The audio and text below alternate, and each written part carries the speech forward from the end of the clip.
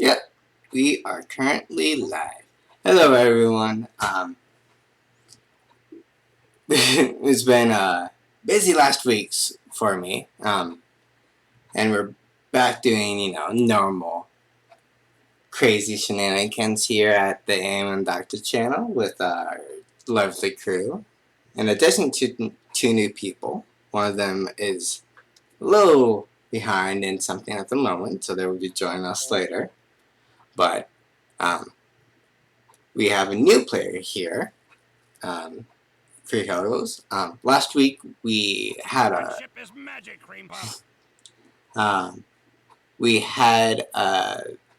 off week where one of our lovely players, hello host, last week we had a new, our lovely player Jack do a little session off screen, and we are going to continue that story here on the channel, and then I'll continue on with our story.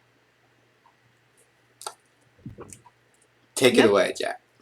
We're just wrapping up the end of a little one-shot adventure. I took over from RGM. A little side story. We should be wrapping it up pretty quick, and then I'll be handing the reins back over to Amon. So our characters went to see a play. Wenley suggested it. Being a traveling player, she has connections with all other sort of entertainers and theater types. So she mentioned a tavern that was holding a show. This tavern seems to be set up specifically to host little low-budget productions. It's not quite set up as nicely as a proper playhouse. And it has stock characters, the stories everyone knows. You have the usual bragging soldiers, wicked doctors, innocent young lovers, kind of a mash of different commedia and trope-based stories. However, in this story, Wenley's badger, Columbine, who, yes, is named after a commedia trope, stock character, was playing a guest star in the production, which is probably why she was there at the show. So everyone watched as Columbine had, her first starring role in the production as a giant badger that delivered justice to a wicked man. Unfortunately, the crew later found that this scene had been used as cover-up for a vicious murder. The actor who was playing the villain was found dead, with his chest caved in and crushed. And the invisible assassin was moving quickly away. So, we have a very chaotic situation with a lot of panicked people trying to get out of a tavern. And this place was not exactly holding close to OSHA regulations about how many people you could squish into your tavern. It was extremely full. So we have a lot of panicked people. We have soldiers ready to execute the feral, dangerous beast. And we have an invisible assassin trying to get away by using the cover of the crowd. So we're going to try to wrap this up pretty quick and find out what happens. And seeing as my whole character's subclass is based on this badger, I really hope you guys fucking save it. I'm just kidding. We'll find out what happens. We've also had a 5-foot bird woman darting about the place.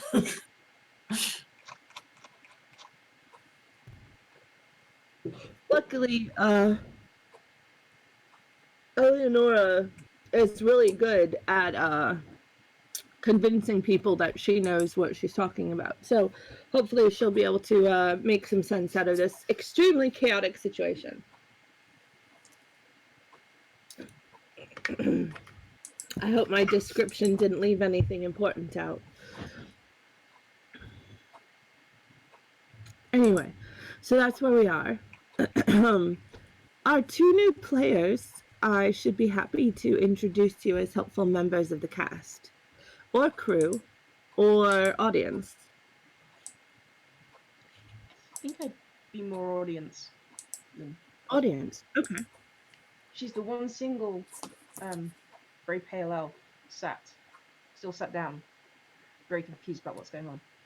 Ooh, can she be up near where Ellie and Nora had in the last session, just dashed up with her claws to try and catch the assassin? Just a bird woman coming in, swooping in with talons. You could be on the balcony. Mm-hmm. Yeah, okay, that sounds great. How about you, host? Well, being the character that I am, which I haven't even described to you guys yet, I will choose to join in and on this little assassin catching. Okay.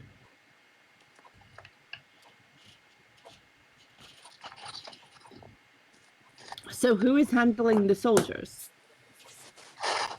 Anyone? I think. Oh, go ahead. Yeah.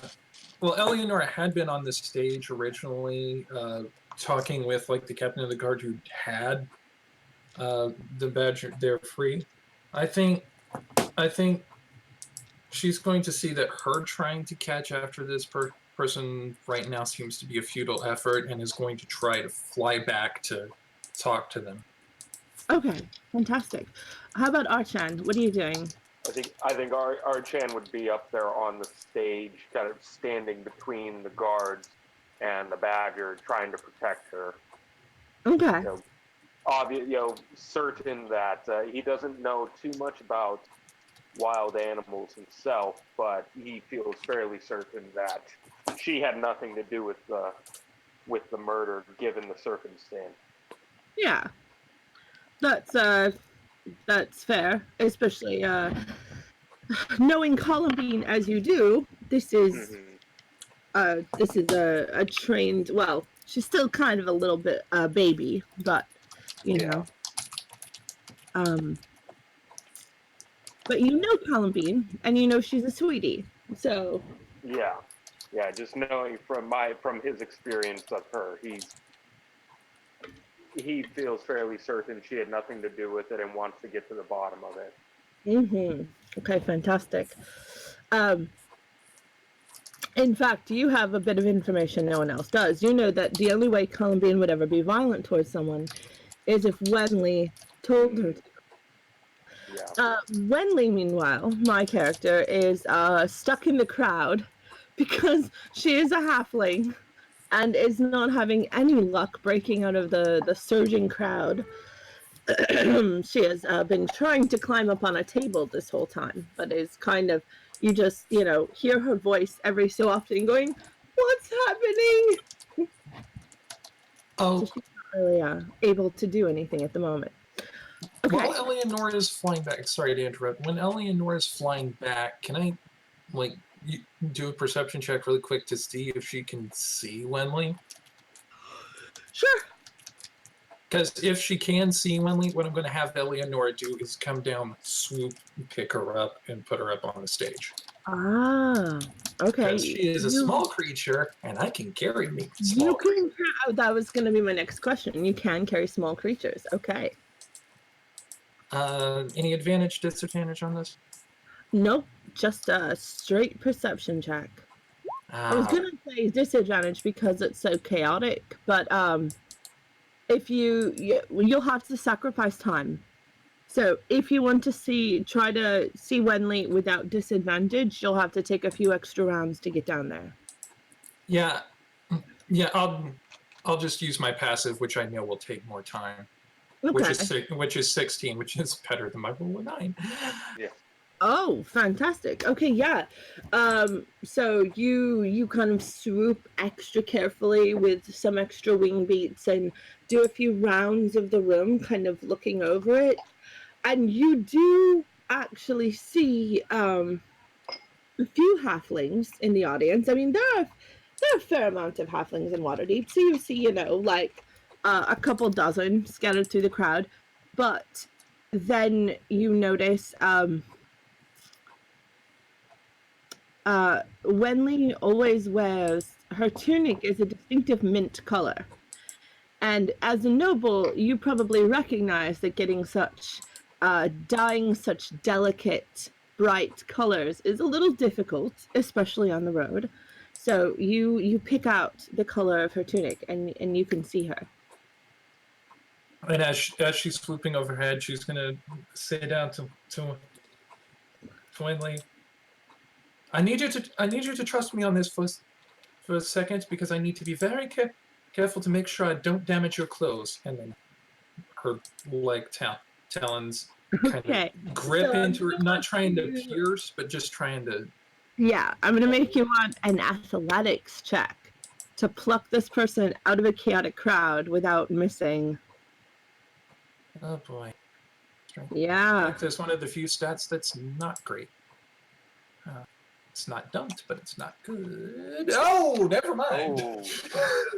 What did you roll? Ring a ding ding ding! Nat 20, Oh, total yeah, 21. Yeah, you do it, and you don't even rip any of her clothing. Okay, so you can grab her, and she's kind of like, and making like various surprised and frightened sounds as you Are you heading back to the stage? Yeah. She's gonna pick her up and be like, just hold on and don't move. We're going up to the stage. All right. Okay, so you guys land on the stage. I'll get back to you in a minute. I want to get our new people into the action. All right. So, Free Hugs and Host, did we decide that both of you are up on the balcony? No. I know Free Hugs is up on the balcony. What about Host? Well, I thought that I was going to be a part of the searching for the invisible assassin, and when you said invisible assassin, I just knew I had to add some background music here. Excuse me for this. Okay, now, so I'm searching for the invisible assassin. Yeah, they're presumably up on the balcony. So you two, you're up on the balcony, and you feel something shove at you, something shove past you, which, I can't impress enough. It's an extremely chaotic scene. Everyone is confused, and not everyone knows what's happening. Why was the play stopped? Why are the soldiers on the stage? What's going on? Up on the balcony, people are milling around. Some of them are trying to protect their food and drinks from being upset. Others are trying to lean over the balcony. People are still a little afraid because a bird woman dashed up to the balcony and tried to claw at someone or something. So people are like, is that bird an attacker? What's going on? Some people are saying, oh no, she's the assassin. Some people are saying, and meanwhile, there's something you can't see in the crowd, shoving and trying to get away. Well, this place certainly got more interesting. Yeah, I'm still sat cross-legged on my chair. Can we see if we can grab this invisible thing? And Sure. Yeah, make a perception check at disadvantage. Oh, so that means Roll twice, take low. Yep. All right, so being in Castor Belmont, a male, variant human at a level as a level 3 blood hunter, my perception bonus is +1. Uh-huh. So what you want to do is roll 2d20s, take the lower result, and then add 1 to that. All right. So here's the first d20 when you roll. Hold on. Oh dear. I'm gonna have to do this with my own physical dice. So, oh, hang on. Oh, got a 16 on the first roll, Okay. and second roll a 10. Oh, Okay, unfortunately, a 10 isn't quite enough to sense an invisible person. So you don't actually get a hold, but what that does is they start to move away from you. And free hugs, you have a straight check because of this push in the crowd. They start to move away from you because you're grabbing about. And Instead are of trying you to still find them, sitting at your table? I presume kind of on the edge of the table somewhere. Okay. Instead of trying to actually grab them, All right. can I put my hand out as they go past? And I presume this Ah, will require a roll for. And try and absolutely. feign them. And because there was this other effort, even though it failed, it caused a reaction. So you get to make a straight check. Perception. 16. Okay, fantastic.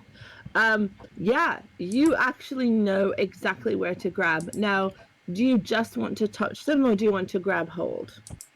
I will bane them. So as they go past, I'll grab them, and it's root push. Oh, nice. Okay, so what does that do? That takes away from all of their rolls? Yeah, any attack roll, saving throw made before the end, they have to just subtract Okay, D4 from. fantastic. Are you also attempting to grapple this person? Sometimes they do need to be taught manners. I'll try and knock them over. I'm not sure Okay. Okay, so you're trying to knock them. Oh, fantastic. Okay, it's going to be rough. You'd probably have better luck kind of like kettling them in with your body or like blocking them or grabbing them then knocking them prone just because it's such a crush of people. I will try and block them from getting past because they need to be Okay, taught manners. fantastic. All right, then we don't have to roll for that. So you're putting your body in their way and trying to keep close, like interfere with them. You actually hear this low snarl of annoyance. Well, that won't get you anywhere. I'd like to boot them on the nose, or where I think the nose would be. Okay, so you just randomly poke into this invisible face and you're, let me by. Well, no. Not until you apologize. Tell me what on earth is going on. I don't think this is part of the play anymore. Huh. Clever thing or two. Well, yes. I'm sorry. Let me by. So as soon as I hear The voice? that voice, I send the let me by. I just take out my sword and and I slam it down right in front of that invisible thing, and I say, I'm afraid you're not going anywhere until you do what she says. And if you do, you'll try to get away. I'll just let my blade do the talking. All right. Now, I understand you're trying to make an impression, and this is good, but do keep in mind before you draw your weapon that it is an extremely chaotic press of people happening. So if you draw a full-sized weapon, it is very likely there will be unintended consequences. Oh, Yeah, Such as chopping some random person or inciting a mass panic. More than they're already. Yeah, I had to hold back Eleonora last week. Yeah, like Eleonora just flew up to the balcony, and that's why it's so chaotic up here. Is because people are like, "Oh God, there are talons! What?" And they're just milling around and screaming, and it's just utter chaos. In other words, I have introduced a situation in which certain solutions are going to have a high price. Discretion is the better part of valor. Yes. So, are you sure that's what you want to do? Well, I can't let him. Can't let this thing get That's away. true. So how are you going to block them and introduce your ultimatum without harm to the civilians around you? What would you like to do?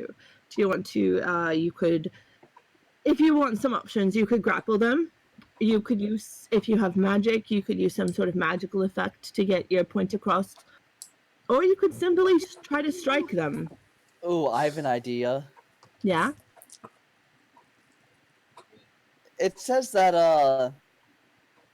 I I can touch an object with light.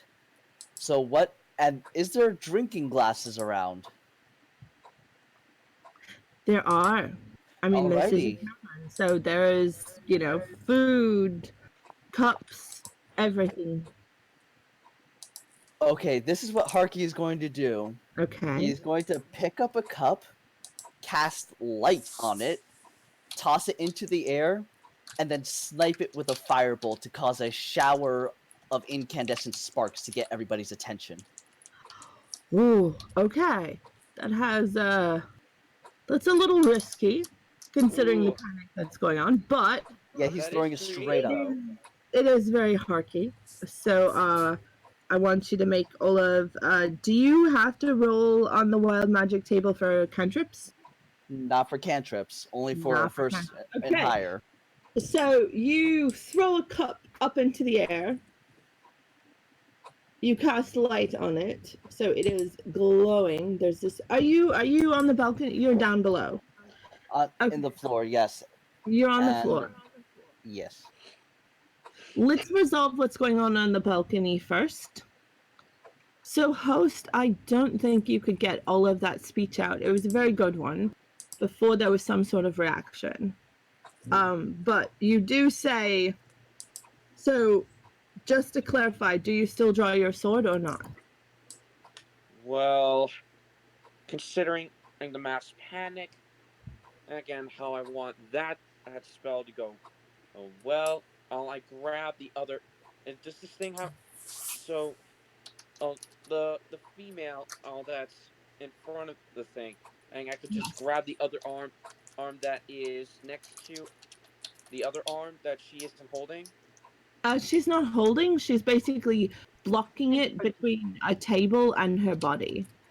Oh well, in that case, can I block like the other side? Sure. Yeah, absolutely. You can kind of pin them in there. Oh yeah, definitely. Let's do that. So this human announces you're not going anywhere. The elf, how do you want to respond to this? Well, of course he's not. I'm having a conversation with him. I'm still poking him in the what I presume is the chest because I'm really not that tall to poke in the actual. They're not that tall. Okay, so from what you feel with your poking, this person is maybe slightly larger than average height. They seem to have the expected number of limbs and head placement. That's about all you can tell. And also, they seem to be wearing leather, like hard armor style leather. No, drop this invisibility rubbish and we can have a proper conversation. I just crossed my arms. So I just expect you to do it. I'm sorry, pretty lady, but I must be on my way. So Not mid-conversation. Haven't the time, I'm afraid. So I just pin. So I just block the way right now. Uh-huh. So I just So I got to do this very very stylish because this is my character. And I'm like, no, Okay. So I just, um, how tall is this thing? A bit taller than average, medium. I need the exact height. Is he my height? Because as of right now, I'll being me, I am currently 6'2". So is he taller or shorter than me? I don't think you have that information currently. Oh, well, it's in. Definitely a medium creature, not a halfling or goblin. Definitely medium, not you know, but they're invisible, so you can't really you haven't been in contact long enough to have like a knowledge of which pokey bits are what. Okay, well, in that case, and he said, just, just block his way and said, "Nuh-uh. I got a hunch that you're the one who caused this chaotic occurrence in the first place. Now you go talk to the person who's poking you, who otherwise, not gonna do it now. To you, not gonna do it right now. Talking to you, DM. Or else I'm gonna let my blade do the talking, not drawing out my sword. Okay. Just just throwing down my ultimatum. Well, Okay. You're basically saying have a conversation with this person or I will hella stab you. oh yes. Okay. All Or right. he's gonna tear him a superfluous new butthole. So I need to know that you guys are strong enough. I assume you're working together on this. So I want free hugs. I want you to make a strength check. Just straight strength with advantage. If he's gonna try Uh, and push past me, I will oh push past yeah, him. obviously. But yeah, Yeah. I will push him because I am a small elf. But strong. Yeah. Unfortunately, they got an 18. Can you beat an 18? They got a 19. Oh! You got a 19?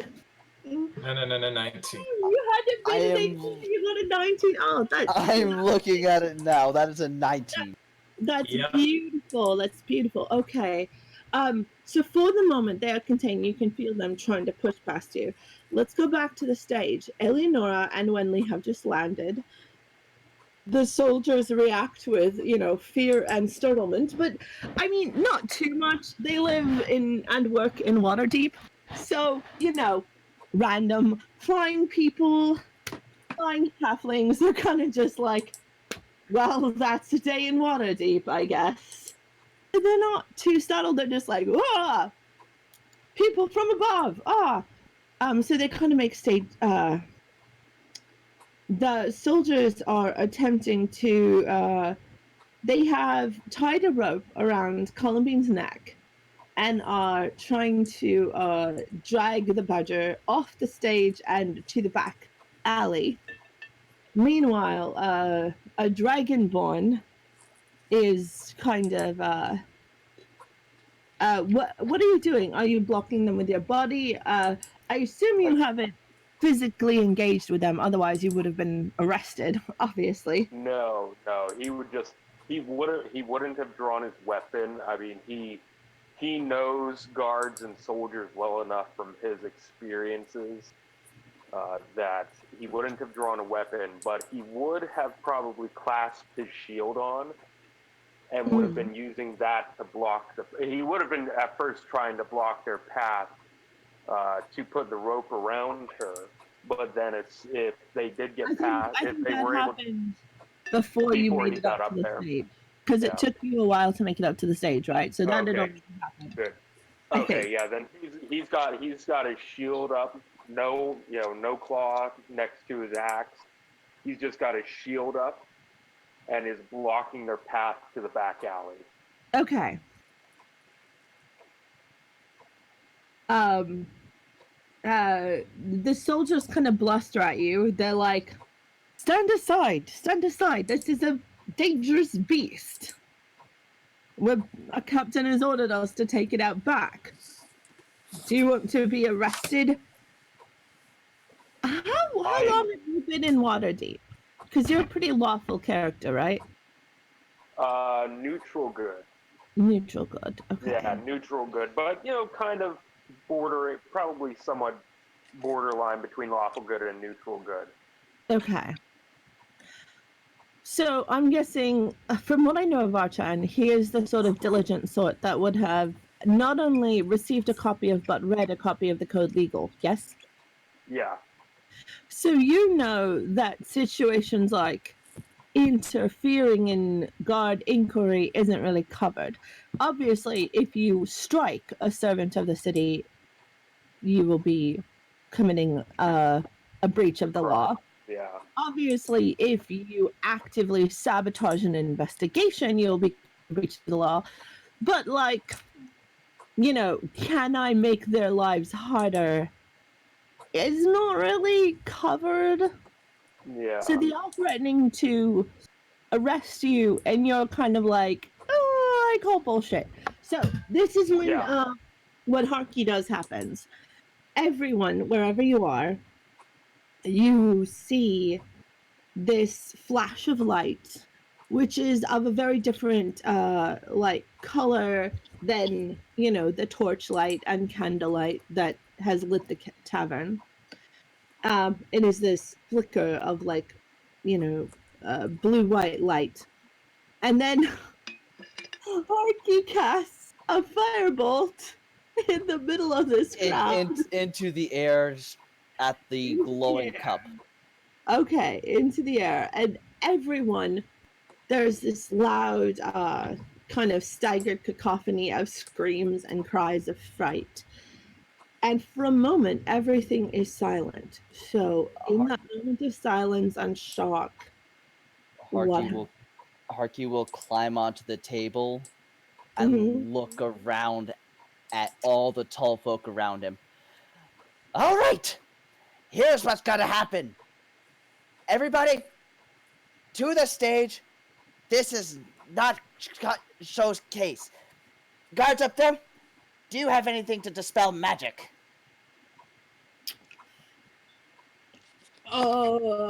They all kind of look at each other, and they're like, like they're guards. And then one of the guards kind of sheepishly is like, I can make lights. And the others are just like, oh my god, Gerald, you spent 1 year at magic school and you never shut up about it. Eleanor is just kind of face winging right now. I just had an idea. Harky points at that guard. Tells the guard force to keep everybody still, and that means everybody. The doors stay closed, and then tells Gerald to enchant a cup with light and then go around the room. Invisibility just makes you invisible. Dancing lights. Yes. He only knows dancing lights. Dancing lights. Alrighty. Would Harky have seen Huggles and Host talking to somebody invisible? I'm gonna say Harky is of a manic enough disposition that his eyes were probably going everywhere, so sure. Alrighty. He would point to Gerald and then point to the space right in front of Huggles. Dancing lights, right there! Okay. Gerald is just ecstatic to be able to show off his, 1 semester of magic training, and he cast dancing lights. These 4 or 5 little sparks of light fly up to the balcony and are all up in your face, you two up on the balcony. You hear a snarl of annoyance, and there's another shove at you. And since they are tracing somebody, he does not benefit from invisibility or concealment. Ooh, since they're tracing. No, I think you're trying to do a cheap-ass fairy fire, but... It can't be done with dancing lights because he got annoyed at it. Right there. You see? Watch the balcony. Somebody being pushed aside by invisible. And All right. Eleanor is just going to look up at this and look over to the captain of the guard with a look that just says, "So?" Do you say anything? Are you actively going to challenge him in No. front of the soldiers? No, she's just giving him a look of justifiedness right now. He's a little. Okay. Give me an insight check. Actually, you know what? I take that back. You are a noble. You know enough about guards to know that he is basically torn. He doesn't want to look stupid in front of his men. So this is something you can use. He is afraid that if he changes his declaration, he will look weak in front of his men. But if you introduce to him the threat of looking even more stupid by, I don't know, ignoring an invisible assassin, you can probably convince him to Actually, I got a brilliant thing I can add on to this. Okay. She's just going to look at him with smug satisfaction and says, "Now, I know that you would have to be a smart person. You don't climb the ranks of the local constabulary without possessing some kind of initiative and intelligence. And obviously, my house Raptyrix does not actually possess any power since this is Waterdeep and not Loudwall. But if you go along with this, I'll tell you what I can do. I will, in my capacity as a representative of House Raptyrix, put in a formal commendation on your behalf. I assume you're kind of leaning in and saying this conspiratorially? Yes. Okay. We will make sure that maybe, of course, obviously, for the purposes of being on the up and up, we can't give you full credit for this, but we will. But I can say that my commendation that I put in will definitely cast you in a much better light for having dropped a little bit of personal bias in favor of seeking the truth. Ooh. All right. You're offering him. And it should be noted, she's not lying. It is. I don't have a copy of the code legal in front of me, but I do believe it is a breach of the law to attempt to bribe an officer. However, what kind of man is he? Let me make a roll. Okay, he doesn't give a shit. He's just like, full credit. I want full credit. He kind of mutters it under his breath. You will get as much credit as you deserve. Oh, damn. All right. Make me a persuasion roll with advantage because you did offer him something he wants very much. However, you put yourself in a precarious position because if he decides to turn on you, he can argue that you have committed a breach of the law. By my words and my actions, I often bring shame to my family. Yeah.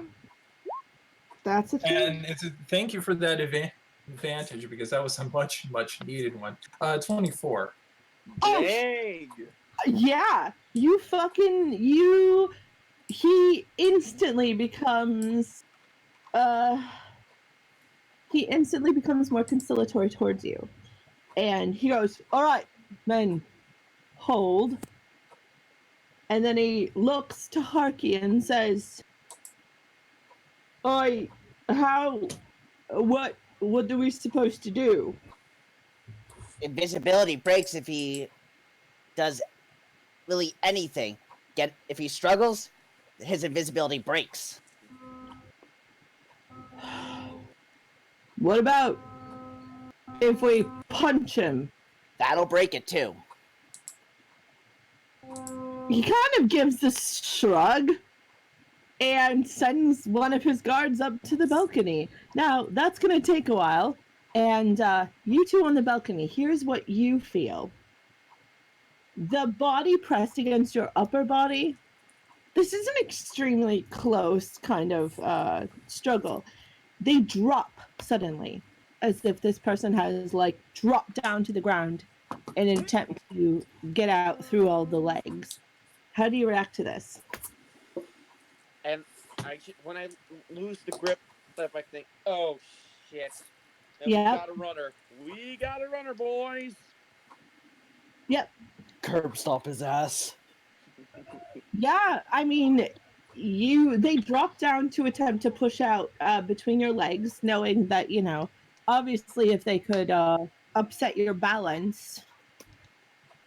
And I think specifically the elf, we're going to make a contested roll because this person is going to attempt to kind of shove up from a low height and try to pitch you over the balcony. So I'm going to want either acrobatic. Well, actually, no. I'm going to want either a strength or a dex save from you. Okay.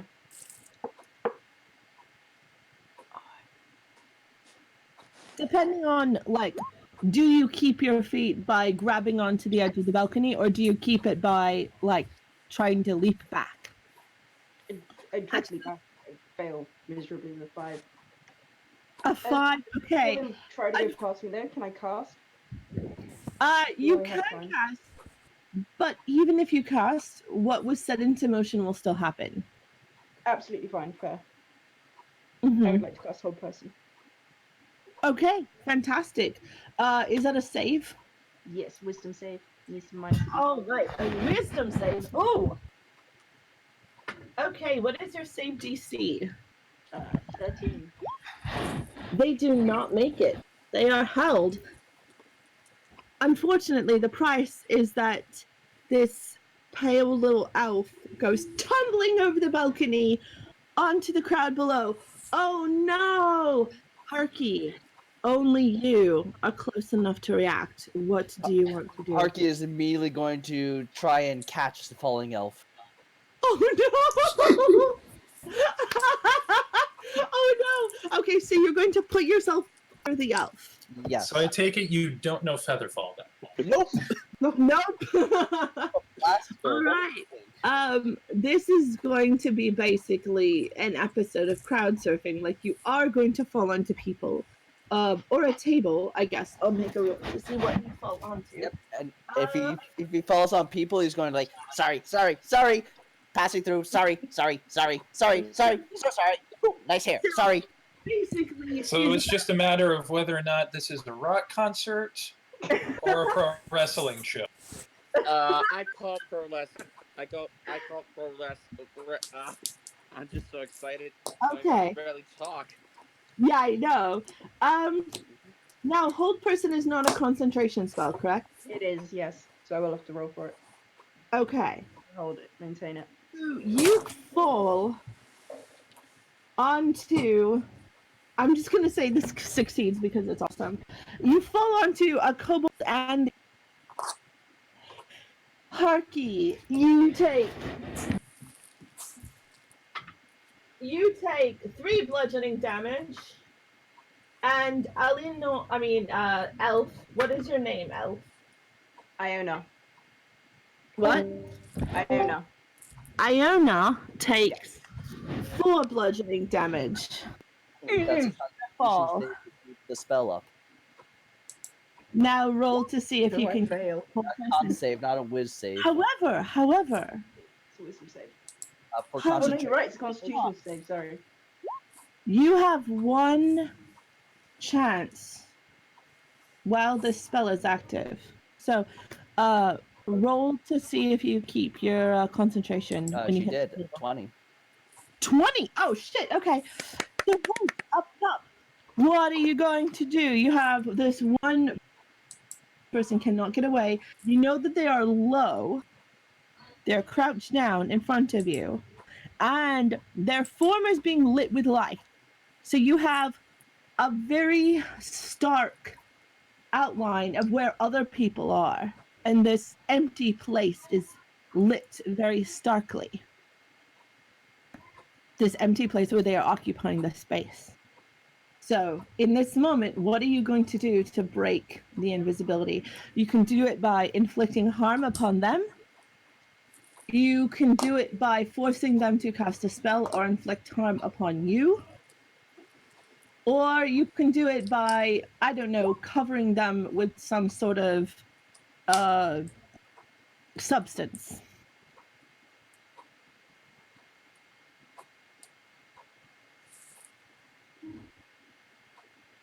Host, are you there? Yeah, I'm still here. Yeah. Okay. Sorry, did you hear what I was saying? Oh no, sorry. I didn't. Uh, Okay.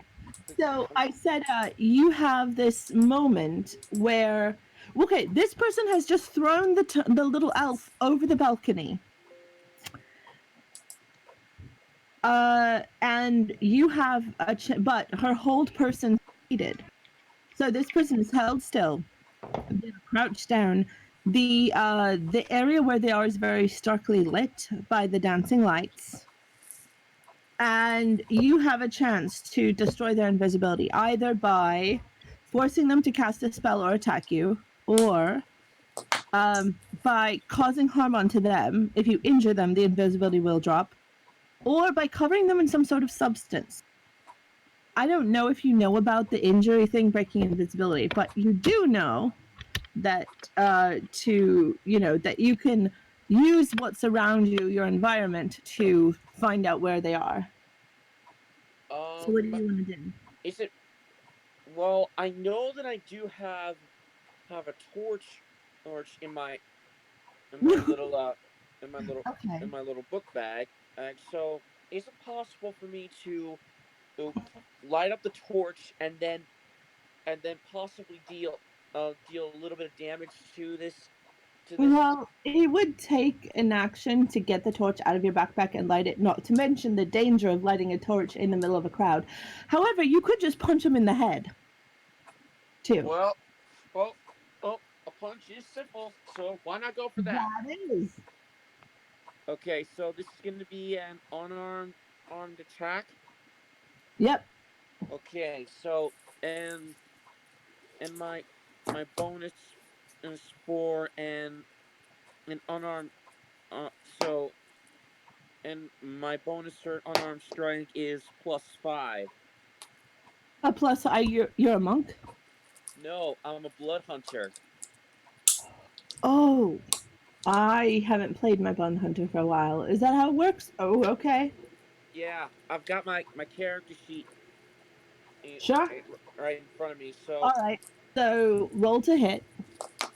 Lord, please be good to me. 14. $14. That's 9 plus 5. That's 14. Unfortunately, that's not quite enough to hit them. Dang it! Ugh. However, you still have. Are you allowed to make an attack on your bonus action? Uh, I've got in actions in combat. I've got an opportunity attack. Huh. Unfortunately, they can't try to. However, there is your environment around you. You could try to dump something on them, or Hey, uh, so I just so so we're in a tavern, right? yeah, you're in a tavern. Well, I just say, hey, anyone got a cold one? I'm asking in Oh for yeah, there are mugs of ale and wine. There's all that all around you. You can just grab the table. yeah. So It what I looks like do there's is I'm guessing that Elf was a wine type, so there's probably her cup of wine, like literally right next to you at the table she was sitting at. so so there's an so there's a cup of wine next to me. Yep, yep. Well, normally wine is supposed. So I'm gonna act this out. So I grab the cup of wine. I and I think, well, well, uh, who who was the guy that was talking about breaking invisibility to the guards? Who was that guy? The Oh, that was kobold hard. that the kobold Yeah. that has caught Iona. Oh, the kobolds. Well, I wouldn't say you caught her so much as you broke her fall a little bit. Hey, it fits. That is very hard. What's the? That's a win. So it's Ion. So it's Parky. Yes. Yeah. Okay, so oh, I say Parky. I wonder, is it possible to make this little guy's invisibility, maybe with a little drink? Yes. Well, Possibly. Yes. let's just test that theory, shall we? And and I just uh and I just as so where am I standing right now? Am I in front of He's the in standing front of the literally right next to him, and he is held. well? I just say, Iona, I hope I don't disappoint you with this. As I just arrived to watch you play, and now I'm dumping and wine in front of your face. On top of that, it's to only break the invisibility. So, well, as they say, bottoms up, and I pour the wine uh, onto onto the onto the invisible Yes. being. So it does not break invisibility, but it does sabotage the invisibility. In other words, what we have now is this brightly lit splash of wine that's just kind of suspended in midair. The people around you react. Let me make a roll. The people around you, this one woman who is standing near you turns around and looks and says, "Is that the assassin? Is that the one that killed the actor?" Well, I say to the woman, yes, now please calm down. Calm down. I am a blood hunter, and if my calculations are correct, and if Harky's calculations are correct, I do believe that is the invisible assassin, and that we are He looking interrupts you for. and yells out, "This is him! This is the killer! Get him!" And she lashes out with a vicious towards this person and does not get. However, enough time has gone by that you could probably try again. I need a concentration check from you. Oh, Wait, you concentration haven't check taken from me. damage. Never mind. You maintain concentration. I was gonna ask for a concentration check from Iona. Iona, do you think you are discombobulated enough that you need a concentration check?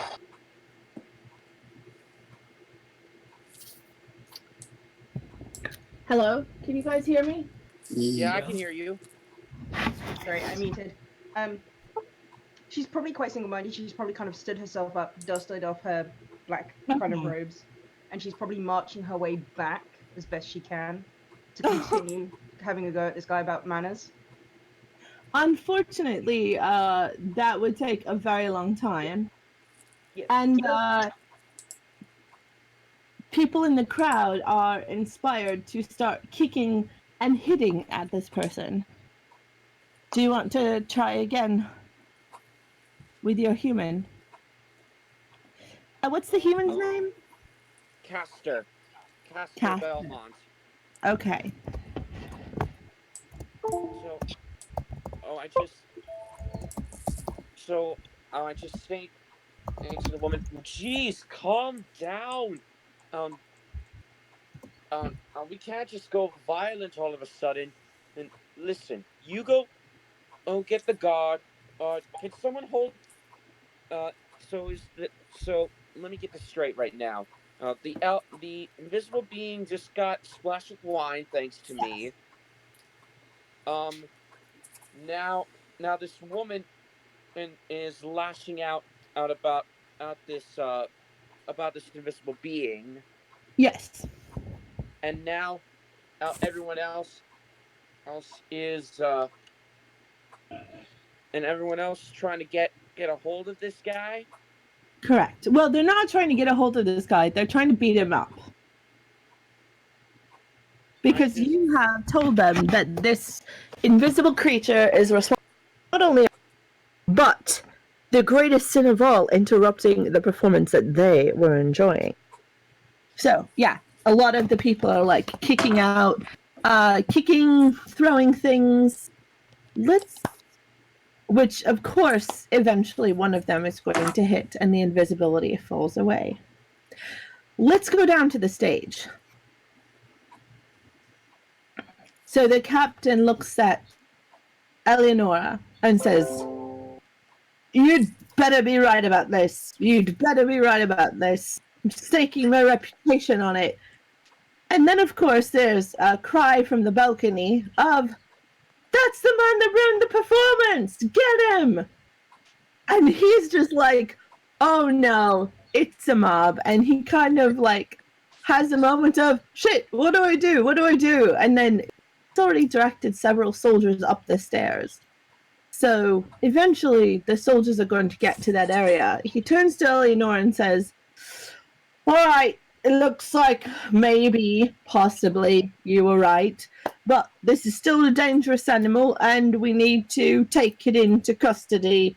However, there won't be any execution." He seems kind of disappointed, like he'd never had a chance to put, "I destroyed a dangerous giant badger" on his resume. And it's at this point that for the rest of this, since Eleonora knows that Winley knows this creature, she's just going to defer to Winley from here on out. Okay. Winley obviously very quickly comes over to Archan and says, "Up, please." Probably. Sorry, Ron, we can't hear you.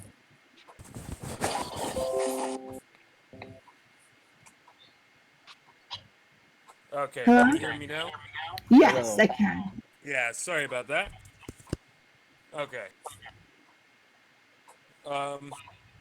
RJ.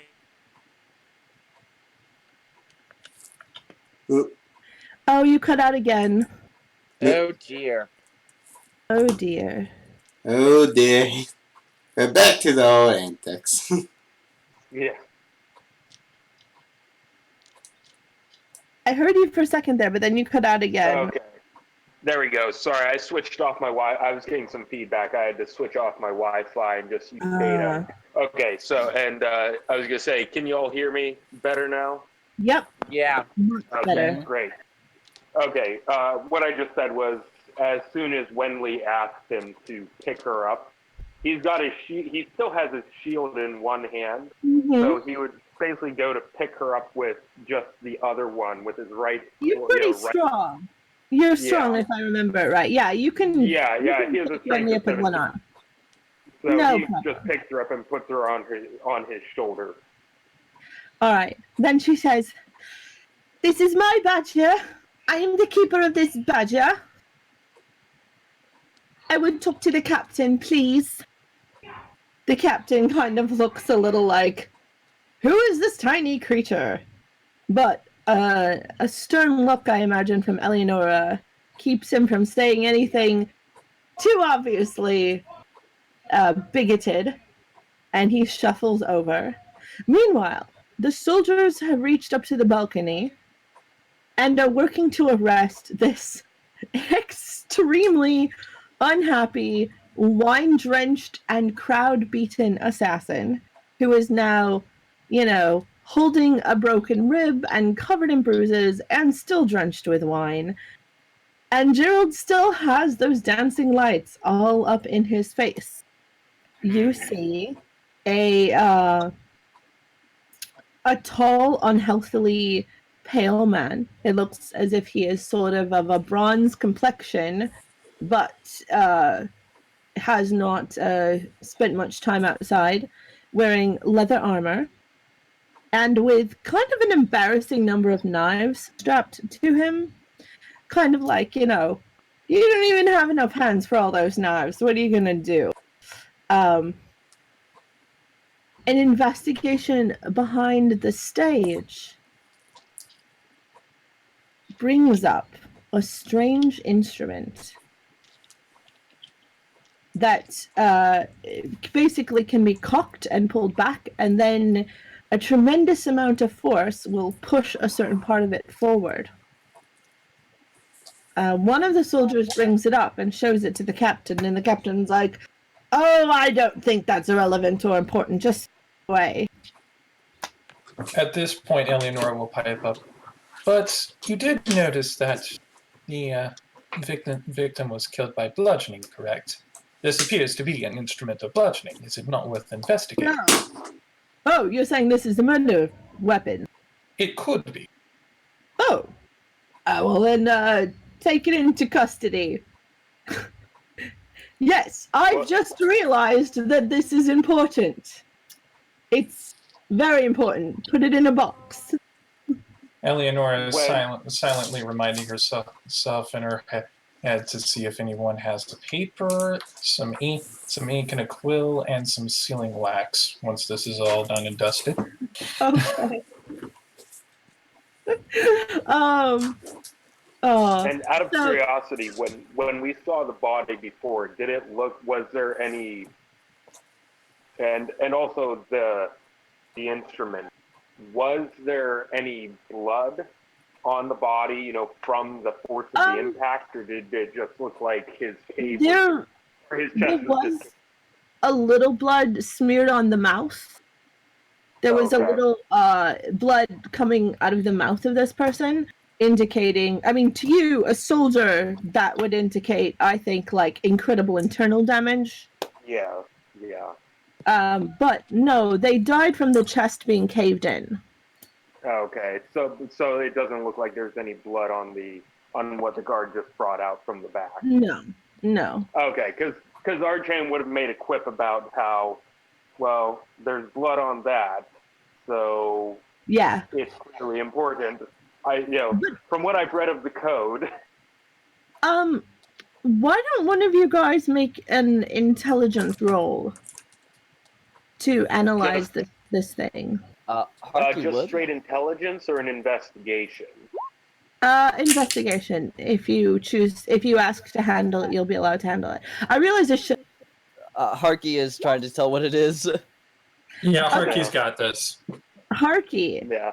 Eleonora's just using assumptions based on what she had found out when she investigated last time. What you see is basically a barrel shape made out of brass with some sort of lever on the side, and then set inside the barrel is another rounded shape of wood and metal, and the lever somehow manipulates the inner shape in relation to the outer shape.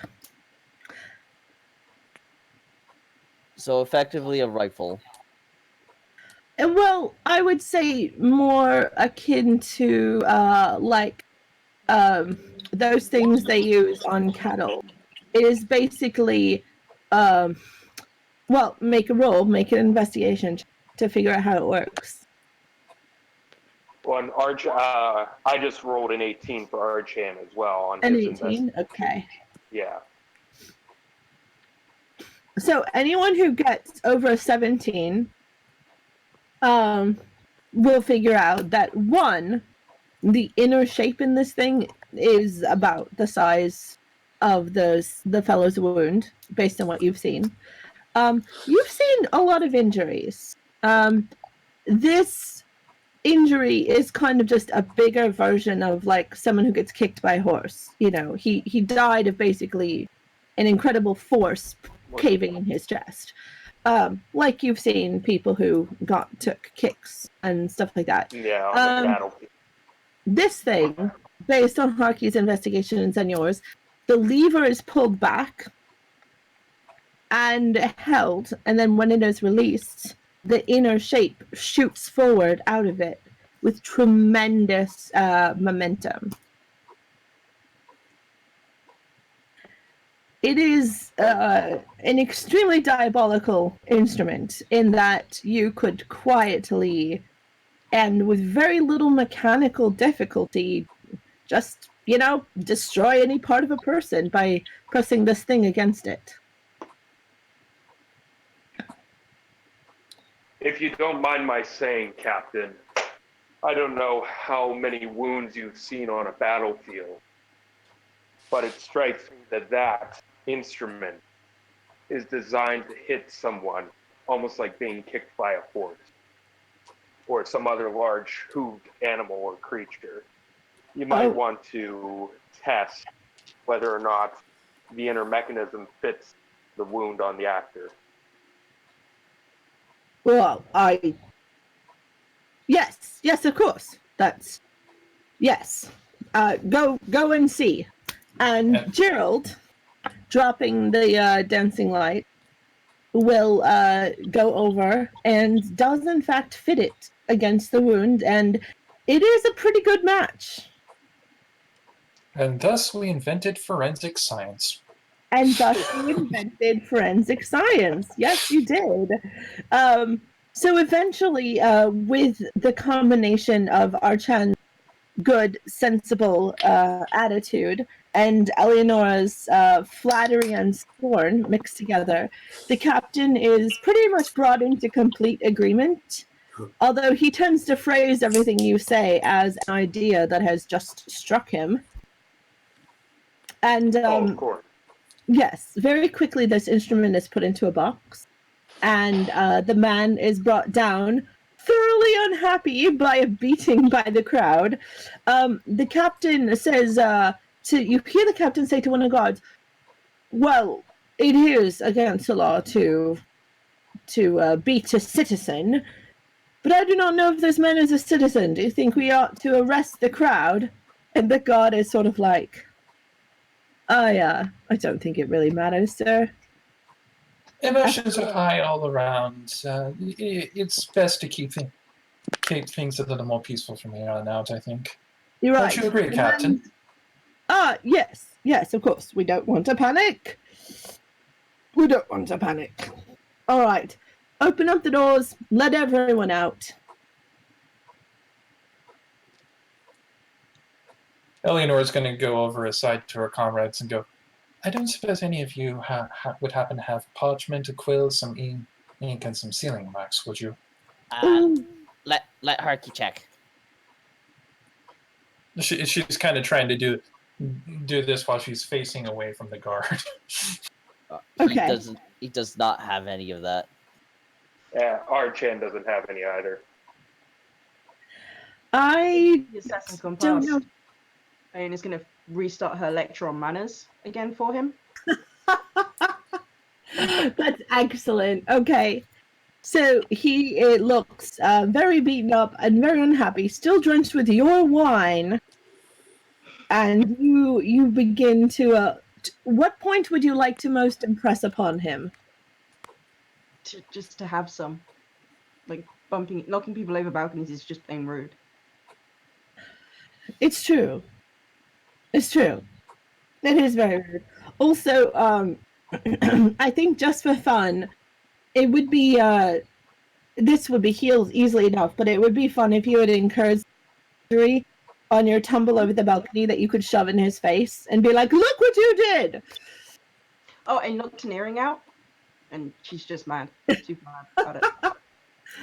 Well, I was thinking more like you probably, like, you know, broke your arm or something falling off a balcony, but yeah, that's... No, I'm not gonna inflict lasting harm on your character in your first session. Why not? That's the fun part. It is. Only lasting emotional harm. Only lasting emotional harm.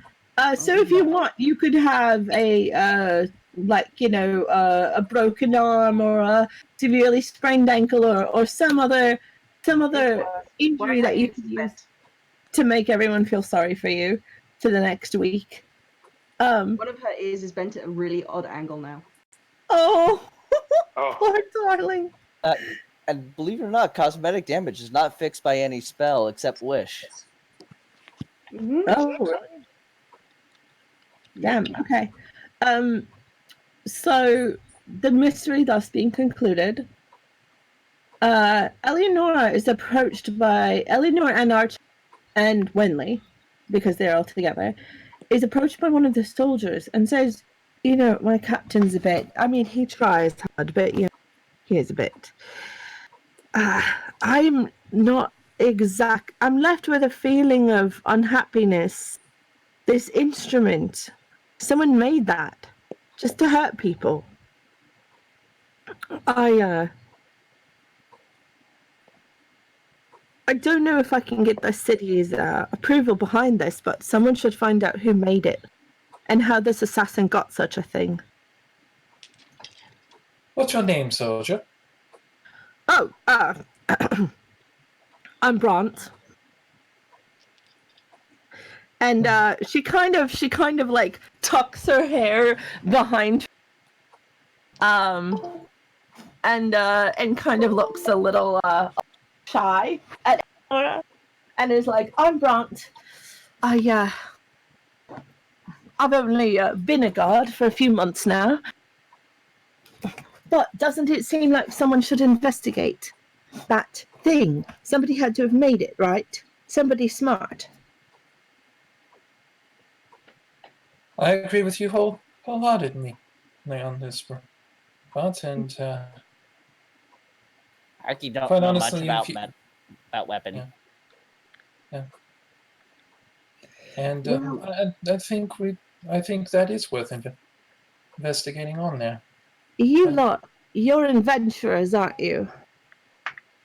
Yes. Well, maybe you Well, could. anything with any time around Harky is an adventure. Arky just smiles. I just like doing things to keep me away from loud. Well, you did a really good job, Haki. All of you. You know, I think you should talk to them. The girl up on the balcony and the fellow, too. They help. And Eleanor will kind of look up there and kind of wave a wing at them. And at this point, the master of the stage decides to show back up again and say, yes, in fact, I should like to buy everyone that helped us around. If you would please come to our back room and be treated to a supper on the house.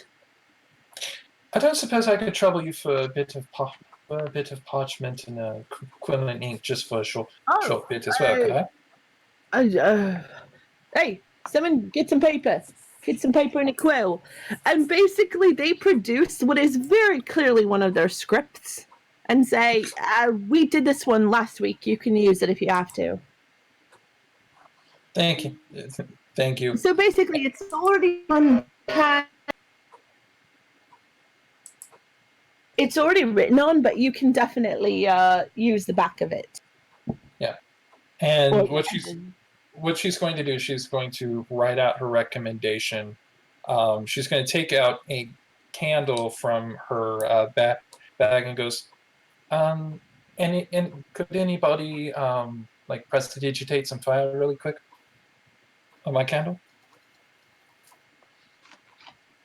Just a little spark is all I need. I mean, there are candles and torches everywhere, so that's not okay. Well, she'll take one of her candles, light it off on one of the other ones. Okay.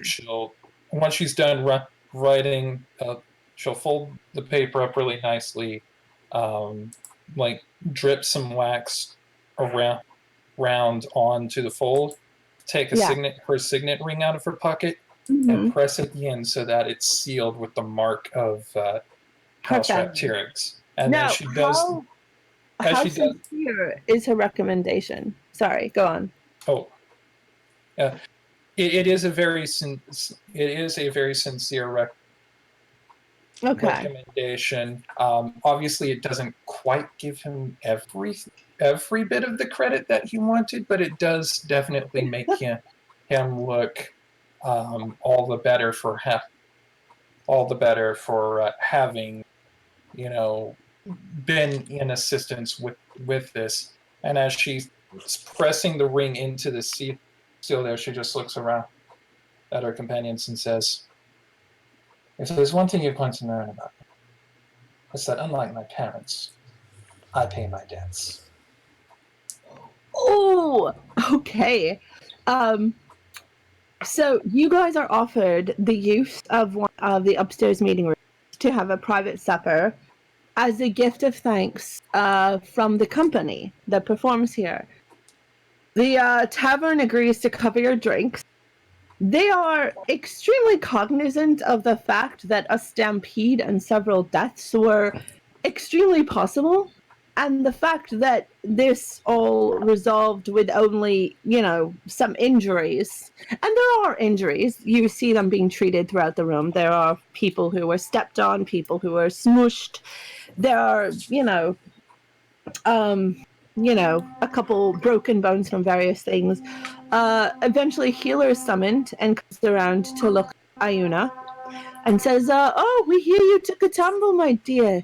Is there anything you need patched up?" I think this will be like this a while. She's kind of just pinning her ear back herself. I see. Well, all the same, just to be safe, and they touch you, and you feel this burst of warmth that heals your bruising. Thank you. Yep, Of course. understand those are heal people. You're lucky you weren't hurt worse. That could have hurt you very badly. You know? Quite. It was quite rude. I did tell them. Yes, I'm sure you did. Well, my name is Prava.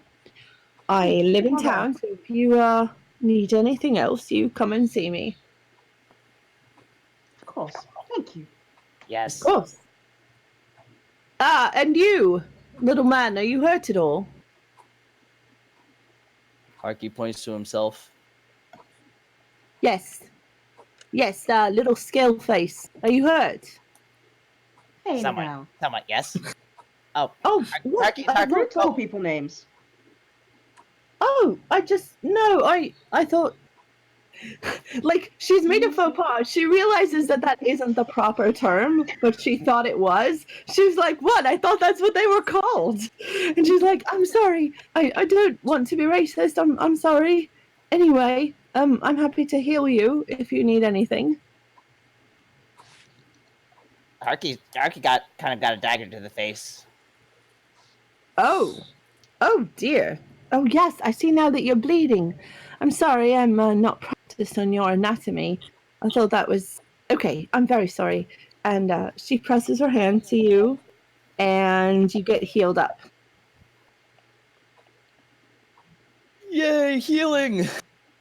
Yay, healing!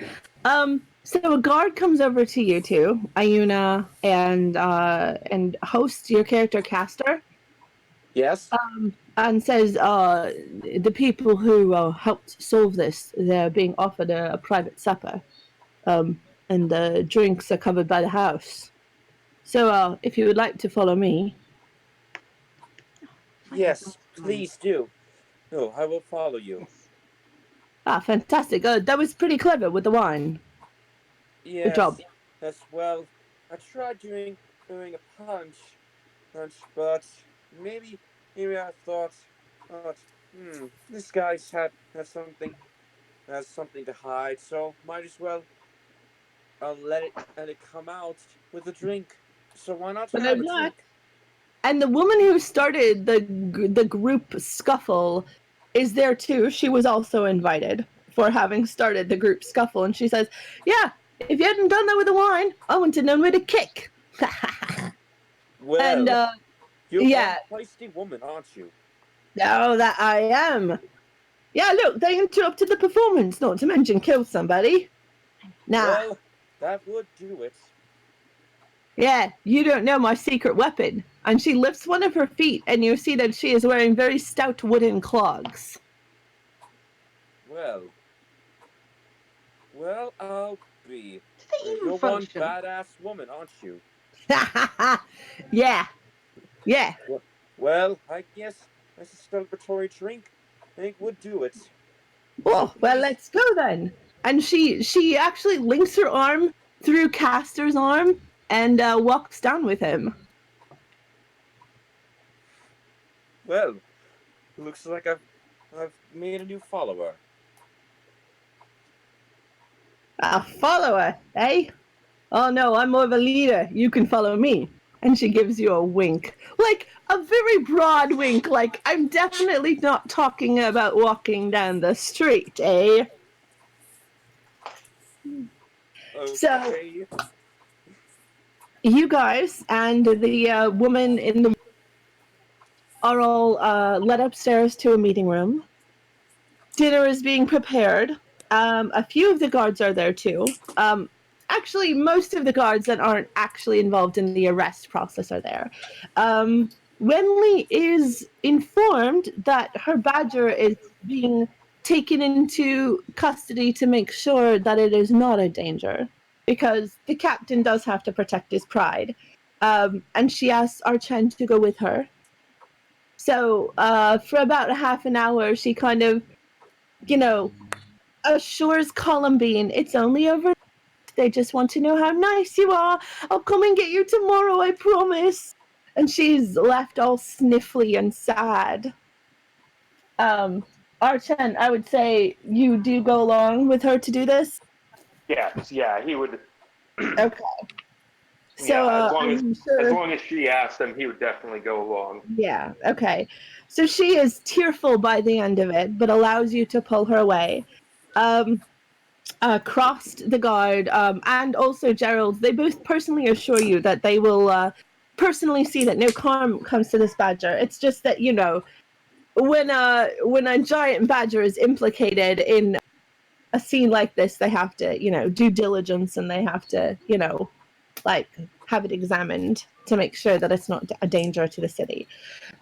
So Wenley is sniffling and a little bit tearful when she is led upstairs, and now we have the chance for a delightful little roleplay scene where all of us can get to know each other. If there's any drinks, Harky will keep to water. As Oh, I said before, nobody wants a drunk wild sorcerer. No, please not.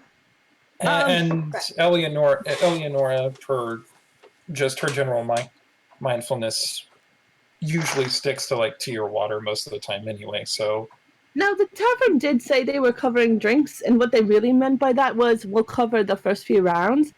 If any of you seriously try to break any records, eventually someone from the tavern will want compensation for, like, any extreme drink binging. But the first few rounds of ale are just provided, and the troupe has paid for your dinner. So, and you said all the guards that were involved with the investigation, like the captain and whatnot, they are not there anymore, right? a few of the guards who were not taken away by their duties are there if you ask them to come. Obviously, they're not going to come unless you invite them. Okay, but yeah, like the captain isn't there, so Eleonora can kind of fall out of noble mode. Yes. The captain, unfortunately, is to attend because he has to have his job. And, there's paperwork. There's a lot of paperwork when a murder happens in a crowded tavern. Yeah. A few of the actors come to thank you. They are all extremely upset, obviously. They don't stay long. They are, tearful and upset. But the man's husband, the actor's husband, comes to thank you. He is obviously just wretched and distraught. And he says, look, and he thanks you. He says, I know Wenley, and I know she wouldn't let Columbine do anything to me. So thank you, true culprit. But I still don't know why he had to kill him. I don't have a lot of money, but I can offer you something, even a share in the company, if you can find out who hired this man and why he did what he did. Oh, yes. As, I'm sorry for your loss, but hey, I've seen plenty of losses, so you can count on me. Thank you. I've talked with the other troop members, and I think we've cobbled together this 50 gold. I know it's not much to adventurers like you, but it's last 6 months of profit. Oh, yes, yes, yes, we will accept that. And in fact, if you need me, or any one of us or as an entire group, you'd be more than happy. We'll be more than happy to be of service. Of course. Of course. Whatever we can do. We're but a troop of players, but we have our own skills that we'd be happy to lend to you anytime. Wenley can explain what I mean. And he kind of looks over at her and she gives a nod back. And he says, anytime you need anything or if you take on this job, we'll be happy to assist you. I need to get back to my people. We've all had a bit of yes, but thank you for finding the true culprit. Yes, well, I'm glad that we can be of service. Just remember, if you need any of our help, let us know.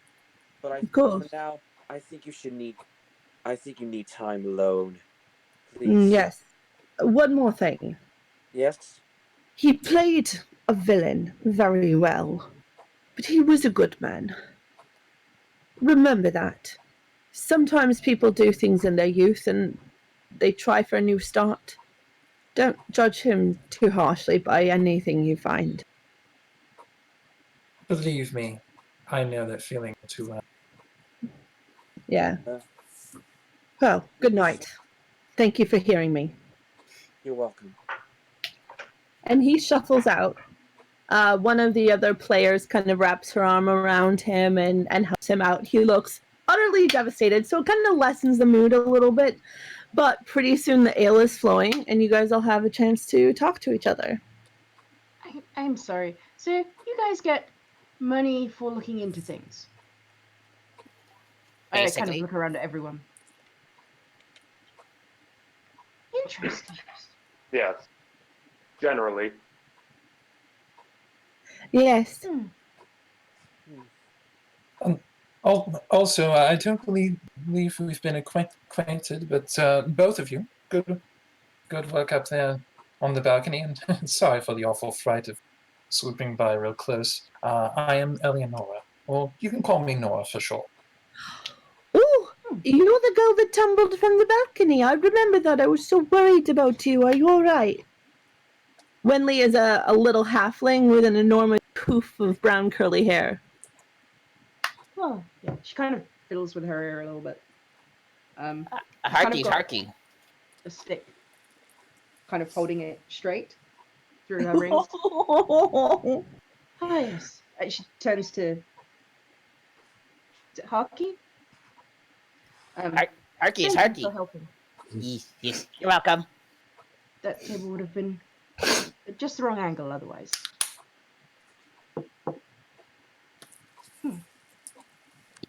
And you can call me Archan. And Archan's about a 6'3" silver dragonborn, dressed in a medium or chainmail with a shield and battle axe. Probably has a mug of ale in his one hand.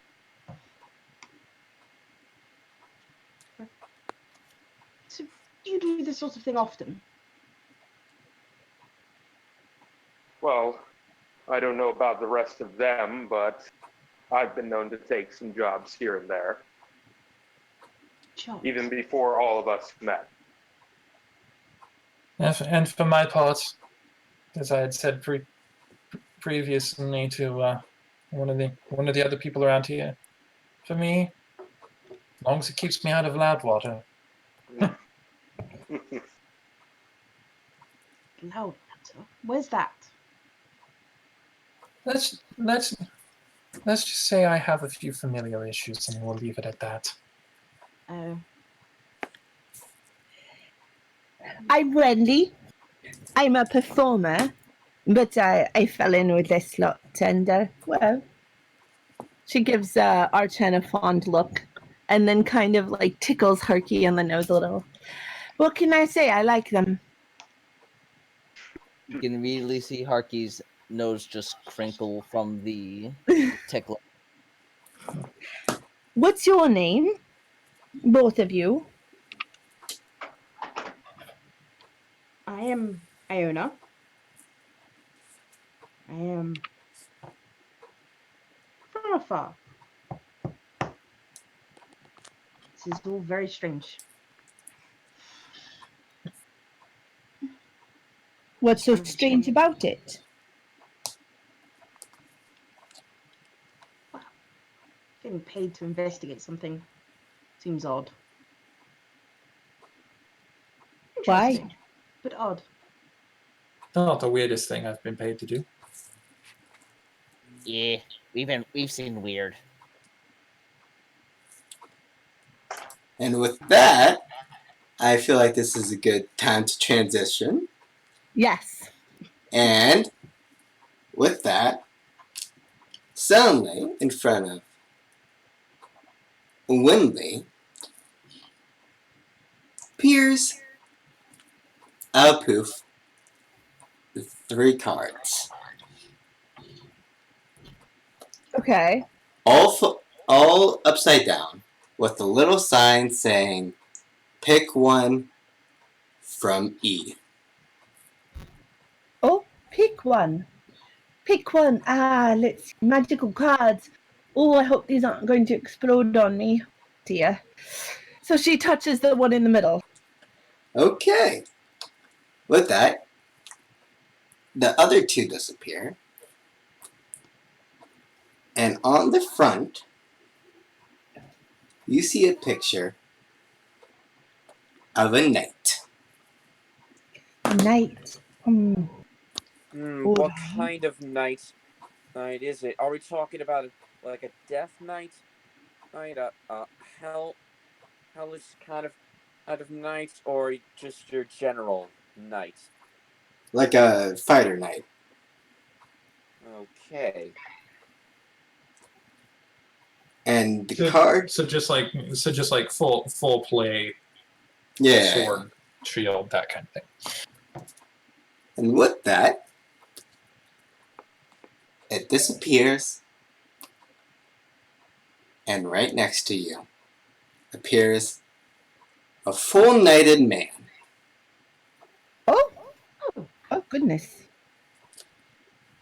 His name is Bob.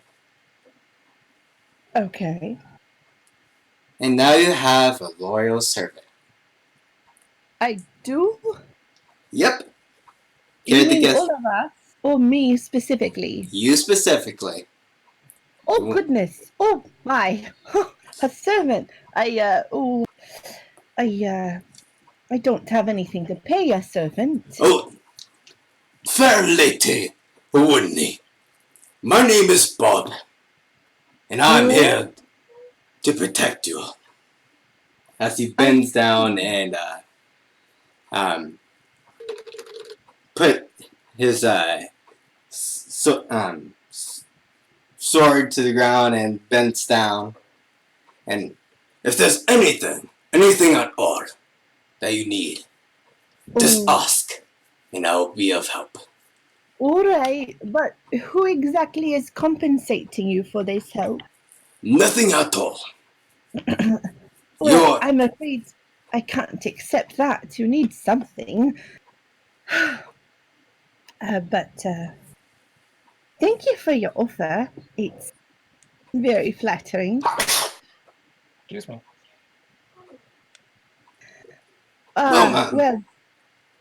Well, ma'am, you see, I have been brought here by that card. You see. Oh. And I am willing to do anything and everything for you. No matter what the cost. Are you saying that you're summoned? You're a fairy creature? Basically. Oh, that's different then. All right. I was afraid, you were some sort of a bound person. I don't engage in those practices nor agree with them. Nope. Just have my loyalty. All right then. Well, sit down and eat with us, Bob. That's the very least I can do. And he sits on down and feasts on with you. You guys finish up on eating. And it's a wonderful meal. You all have a lovely conversation about who knows what. And you all head on out. Adventuring!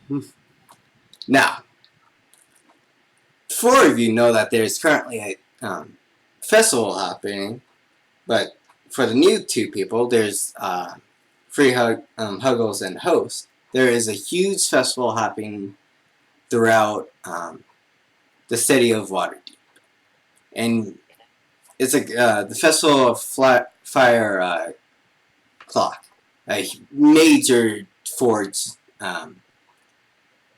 deity. And you can buy pretty much anything you desire from this festival. And you can go off and do whatever you would like.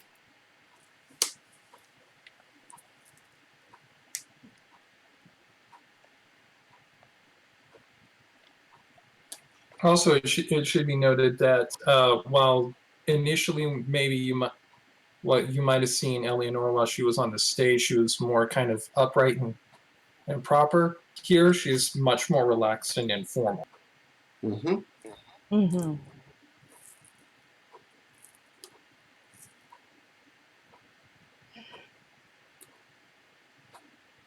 Actually.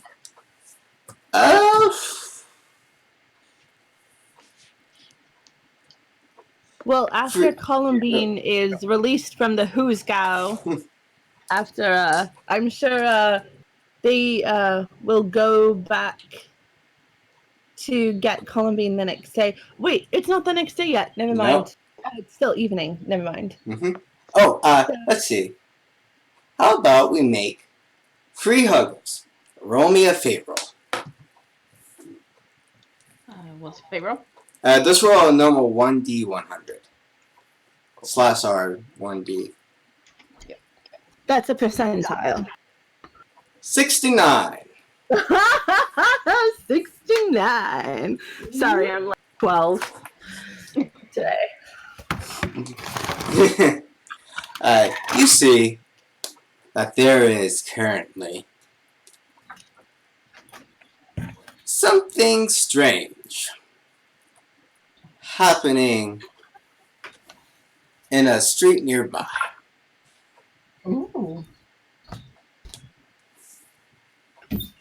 Let's see. You guys are currently, I would say,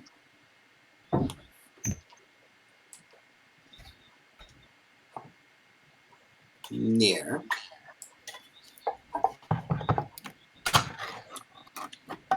let's see.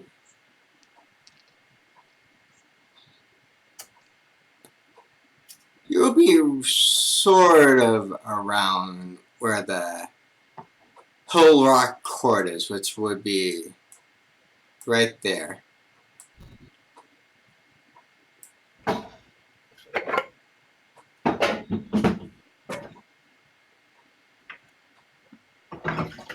And you see a slight commotion between some people there. Something odd, but there is something else. A new person who seems to be putting a poster up for a new sort of bar that's coming on it. Ooh. A famous bard. But you guys are currently too far away to see exactly what the details are on it.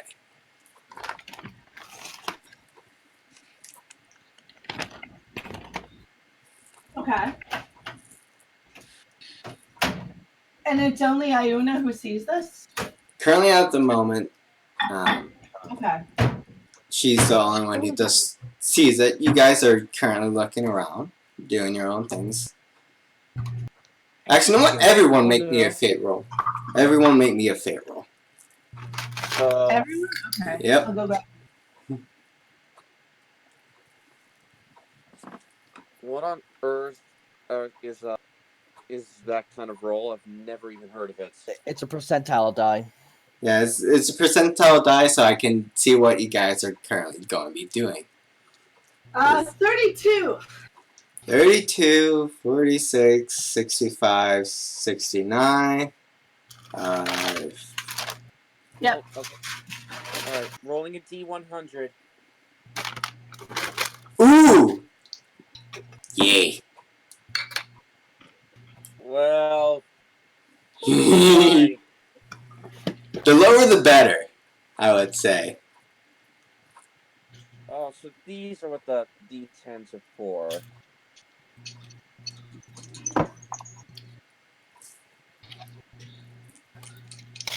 Alright.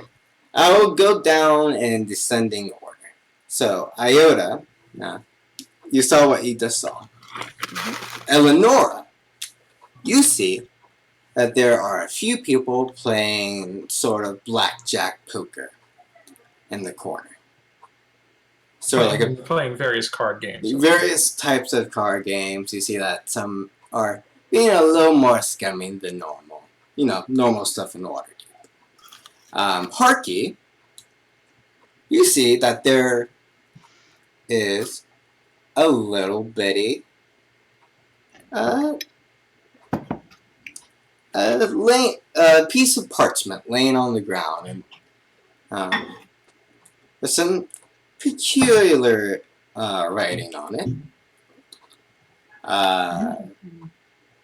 Winley, you currently come across a little sketching on a wall right about, I don't know,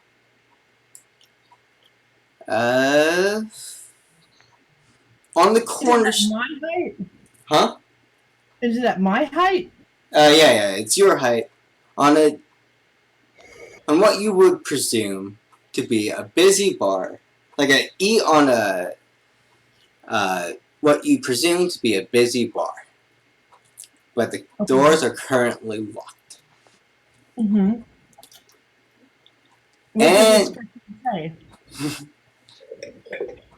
And Castor. Oh, Castor, rolling a 3 on your thing. Yes. Well, I have to be excused for a second there. So since I'm at the bottom of the barrel, well, clearly, really not the best time. To what do I see? Yeah, you see. You see that the other people are looking at different things, but you see this odd-looking man in the corner of an alleyway, looking at all 6 of you, giving a small little smile, and puts a little thing on a table, sees that you're looking at him, winks, and then goes down the alleyway in the opposite direction. Okay. Well, I'll have to get back to you on that for a few seconds. Just hold on. Alright. What are the rest of you going to be doing? I'm going off to investigate this poster and work out what all the commotion is about. Alright. You see on the wall that there is the famous bard William Shakespeare. And he's currently back into the city. And he's in his bar at the moment doing his writing up a play of his for the current sort of head of Waterdeep. And it should be happening within a few months. Within the festival time span.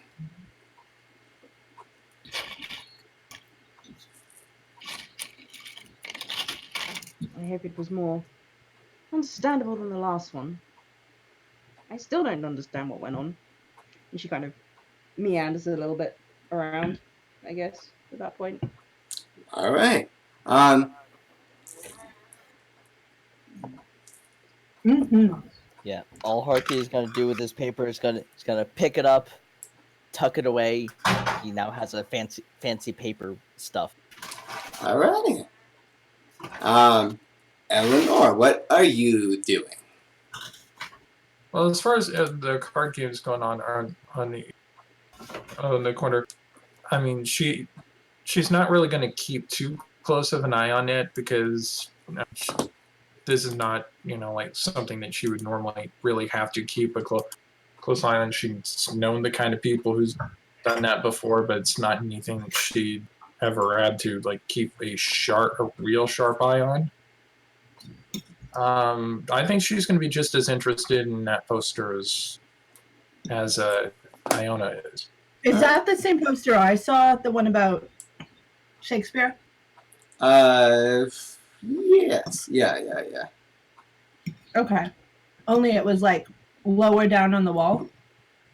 No, you see that there was a scratch on the thing with an E. But Ooh.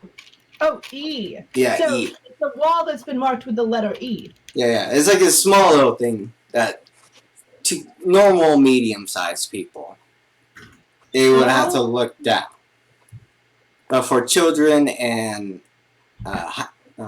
smaller-sized people, it is, Okay. Counter space or something. Sure. Just a sec. I'll be muted for a sec. Okay. Let's see.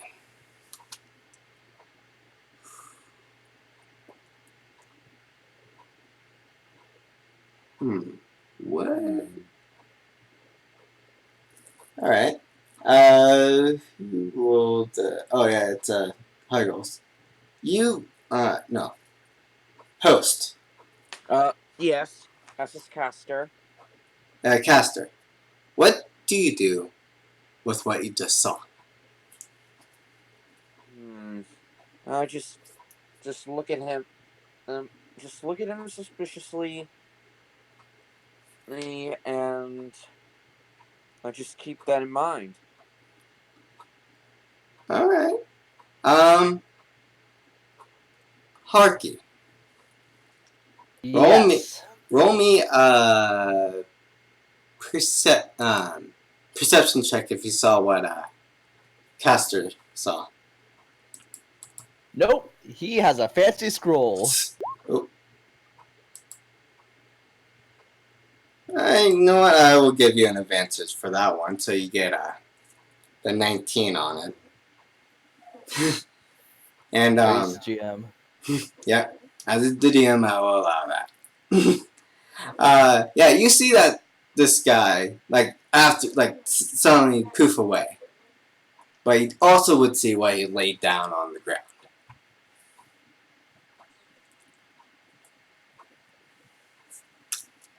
And it's like a small little patchment of folded on up. Harky is immediately going to scamper over. His intrigue is peaked. All right. You pick it up,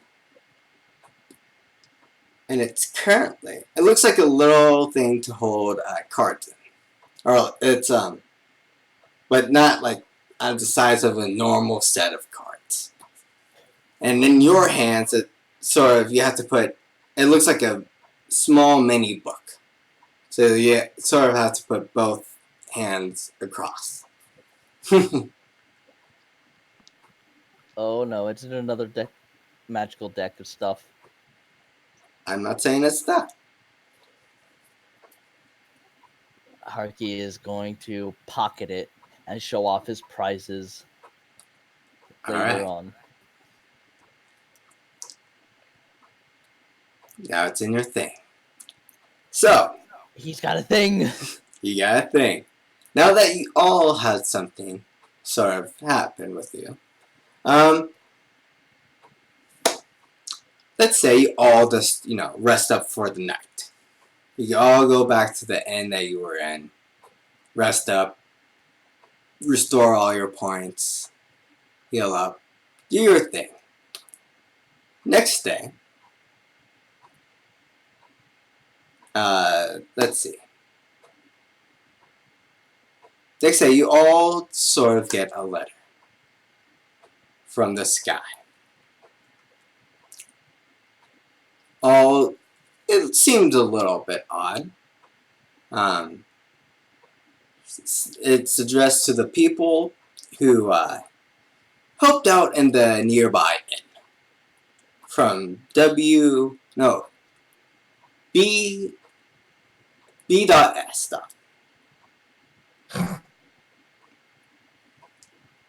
And inside says to the people who were in the.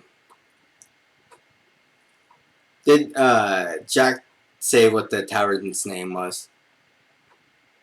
I don't think so. Okay. Let's see. We kind of tavern number 24. Okay. It was called the Drunken Donkey. Okay, Drunken Donkey. To the people who were in the Drunken Donkey. I am William Shakespeare. I heard what you have done inside of the tavern nearby, and I would love your assistance with something. I have let's say a mutual friend who would like to get to know you all a lot better. Or more specifically, 5 of you, as he already knows that little kobold of yours. Please stop by. Please stop by my little tavern nearby it, so we can more, let's say, get better acquainted. And it shows on the map the address. And Jack, you would recognize it as the place with the E on the front of it. Oh. Okay. As And here I thought that was about crime. Well, it still might be. As you feel free to drop by at any of the day. And yeah, you guys can go off to do whatever you want, or you can head on over to the tavern. Either one's fine, since you do have a few minutes to do whatever you guys want to do. Well, first thing, Eleonora's got to make sure that she gets her recommendation sent off. Yeah, you lucky enough, at the tavern / that you're currently in, they have a postal service. They can just magically put something in, and it poofs off to the intended target. All right. Yeah, so she's got her kind of quickly done wax seal on there, and it's listed, to the Waterdeep constabulary. Mm-hmm. All right. Yep. You whatever you guys want to do. There is a huge festival, and you can do whatever you want. I think Diana will wander through the festival, but generally head in that direction, but at no great speed. Alright. Oh, a little off thing. For the 2 new players, you both get roughly 200 gold pieces if it has not been already added to your thing. If you already have about 200, you should be good, but other than that, just so you guys could have been even with the other players. Oh, so how much gold do I have right now? If you don't already have 200, roughly 200 or 250, just add 200 to it. Okay. I already have 50 gold right now, Yep. so You just and add 200 to it, and you can go spend that money on whatever thing the stands have to offer. And by stands, there's like everything you can imagine, from food all the way to uh, magical items. Though the rare ones / legendaries are more hard to come by, since these are are more there of any like weapon shops? yep. There's a few sprinkled around on the way down to the tavern. Well, what weapons? Well, which one is the nearest shop? The nearest one would be uh, sort of right near the market, or the one that has the most variety among the weapons that it provides. Then I'll go to that shop of the one that has the most variety. All right, and you see on top of it that there is a little goblin picture. As you walk up, you see that it's owned by a little bitty family of goblins. What? Oh no, not the goblin. Goblin family. Yep, and Okay. well, you see that it's like a major, like from used to some, let's say, higher end things, and you would recognize this as one of the major retailers uh, of weaponry. They used at the Gobos and Gremlins House of Weaponry, um, which every single major Hoard / city has at least one of them. And Okay. So what weapons are there for me to purchase? just think of it, and it's most likely that they have it. And you see the Oh. sort of father of the group. It's like, what can I do you for? Well, I'm looking for some nice weaponry.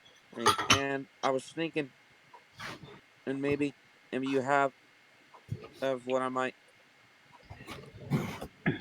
Let's see. Let's see. Yeah. I'm looking for some good weapons. You gotta be more specific. But, Uh.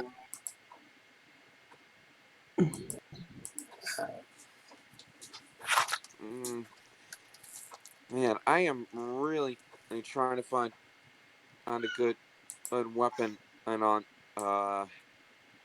Let's see. Jeez. Um. Hold on a second. Uh. uh let's see. Uh. You know, have you got anything?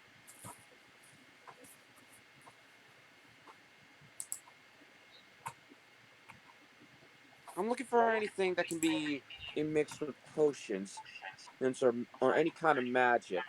Like, have you guys got any weapons that can do that? can you repeat that for me? I was busy trying to look something up quickly. I'm looking for a weapon and that can be combined and with a magic or something with a magical item. Hmm. Um, Something that can be enhanced. Hmm. Let me see what we have. And you see that he sort of scrounges down and to see that um that there is some list of items that he publicly owns. And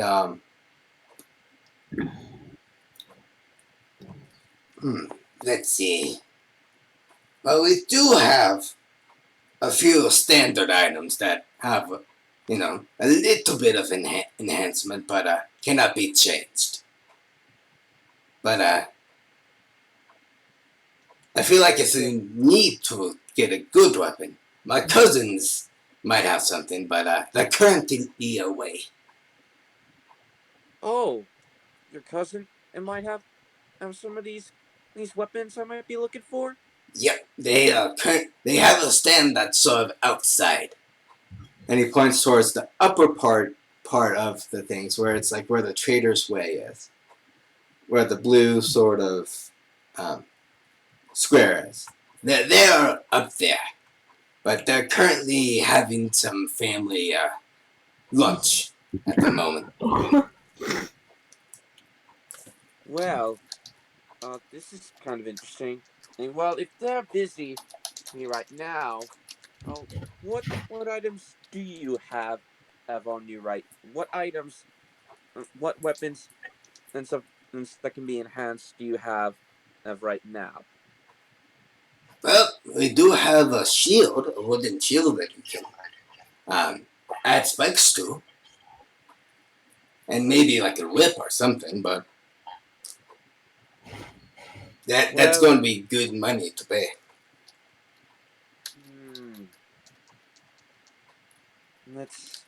let's see. Outside of that, and I'm talking to you as the DM. Okay, Mm-hmm. I'm a I'm a blood hunter, and for my kind of weaponry, eh, I'm much more of a guy who does. Mm, I'm not sure how to say this because my character or being in Castor Belmont, uh, um, I want to have weapons that can have that can be enhanced like with the magic, but at the same time, I don't want it to be like a little crossbow. Oh, I want it to be like a sword or some sort of scimitar, so things like that.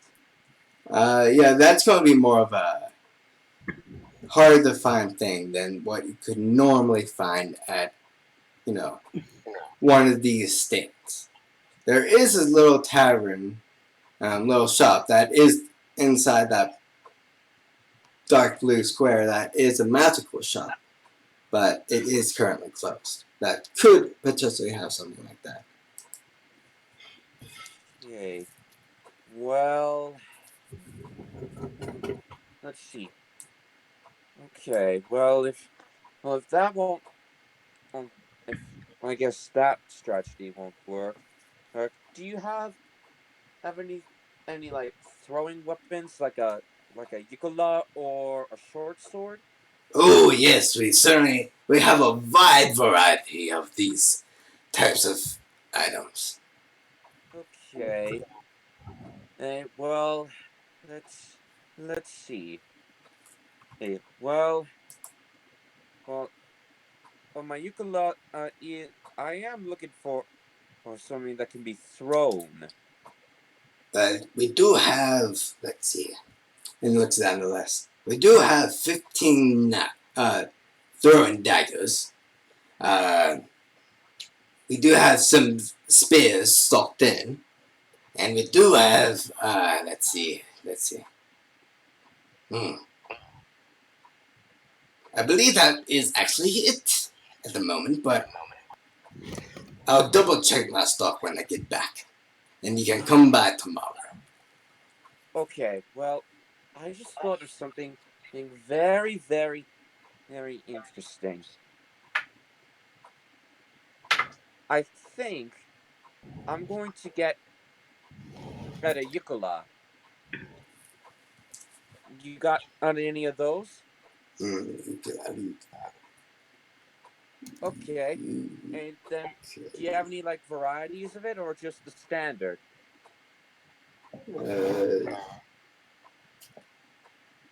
How do you spell that?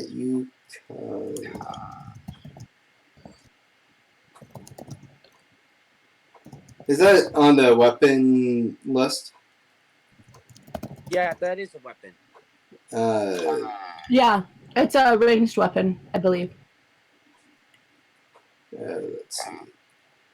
It's also a simple weapon. It's not marked thing. So I think.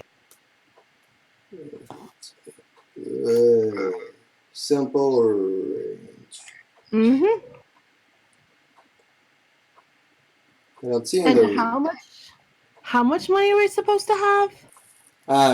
If you haven't already spent your money on magical items, or because I know for you, Jack.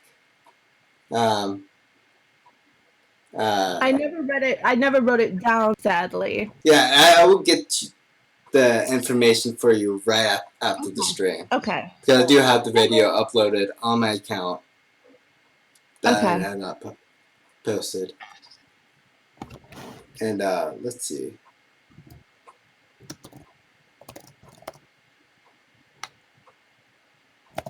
So what was the thing I wanted to host again? A Yukola. Ricola.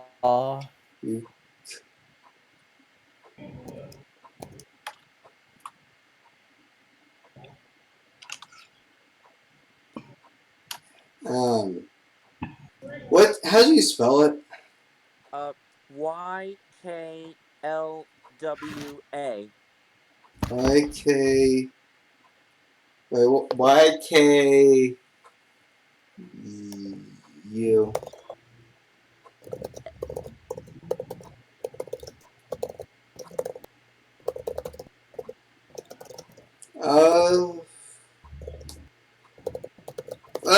Let's see.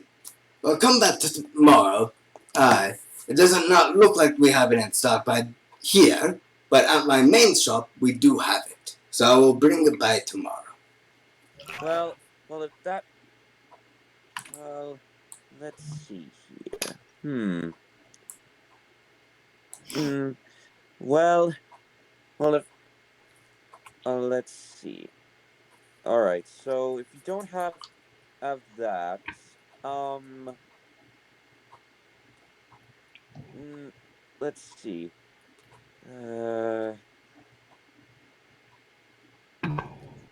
Well, um, is a rapier like a sword? Yes. Well, let's see. Proficiency in what? I'm just trying to see which weapon and will work best for me because We do have 2 of those in stock at the moment.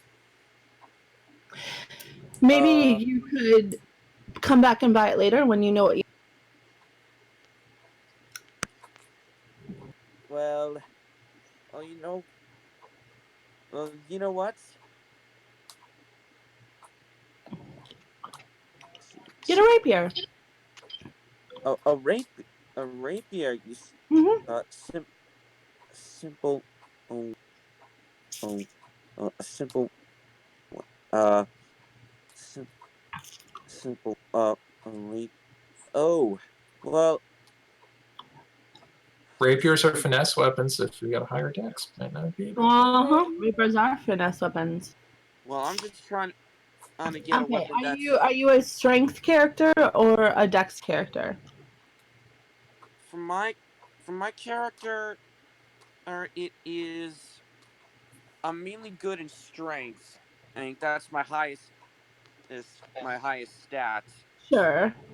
And I am proficient in simple weapons. Okay. So, and I'm trying to get a weapon, and almost like a. Oh, wait a wait a minute. Wait wait a minute.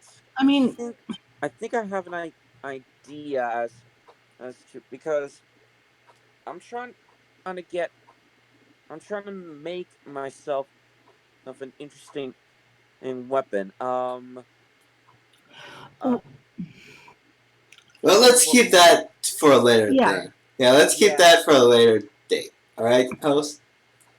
yeah, Yeah, let's do that on your own little one-on-one session. yeah. I'm sorry, sir. I'm just a little. There's just so many ideas that are coming into my head. I think I might want to think it over. All But right. thank, but thank you very much for your selection. Yeah, they're welcome. And do you see that? No, sorry. Let me restart. I'm assuming that all of you sort of head down to the little thing, the tavern, as you all sort of discuss stuff about to get to know each other better. Uh, you all pan up. The camera pans up as we slowly end today's session. However, you all go your separate ways to head towards this place. And starting next week will be our Tales of Bossing Waterdeep. And we're going to sort of slow down today's session to stop right here. So from the bottom, actually, you know what? Let's introduce our two new players today. To introduce themselves, to where to find them, all that. So let's start with Free Huggles. Tell us a little bit about yourself, where you can find you on different places, you know what. Okay, so I'm Free Huggles. You can find me over on Salt and Sassy Mondays, Wednesdays, and Fridays, except for tomorrow because I'm going out for dinner instead. And you can find me on Instagram under Sassy Free Huggles because I am the sassy of Salt and Sassy. Alrighty. His name. Next up is host 2000 exclamation point 8. Well, that's just my Discord name, and you can look me up there. I'm really random at times each week, but you can call me Logan. But in this campaign, and when I'm with you guys, you can call me Caster Belmont. And so, it just really is random times for me, and when it comes to D&D sessions. But hey, if you're looking for a player, or you can always count on me. Alrighty. Let's go up to Jack. Yo, what's up? Jack Tatters, otherwise known as Shoe Skogan, online at Shoe Pixie on Twitter, and always running and playing in games online, all the games, all of them, forever. Alrighty. And up next, Don. I'm Don, otherwise known as in this game as Harky, the slightly scaled fall cushion, and hope to bring a Oy. little mania into this group of sane folks. We all need a little madness sometimes. You can find me on Asmodan412 in Discord. Number is 9026. You can find me over at Steam as the Imperial Inquisition. And yes, I am on a Warhammer kick, so if you have a problem, I don't care.